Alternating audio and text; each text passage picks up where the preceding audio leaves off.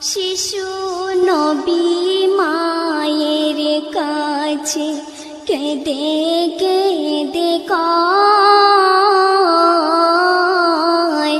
বলো বলো বলো মাগো আমার আব্বা জান কোথায়। সন্ধ্যা বেলায় খেলার শেষে সব ছেলেদের পিতা এসে আমার খেলার সাথী ভাইদের কোলে নিয়ে যায়। আমার পিতার কোলে উঠতে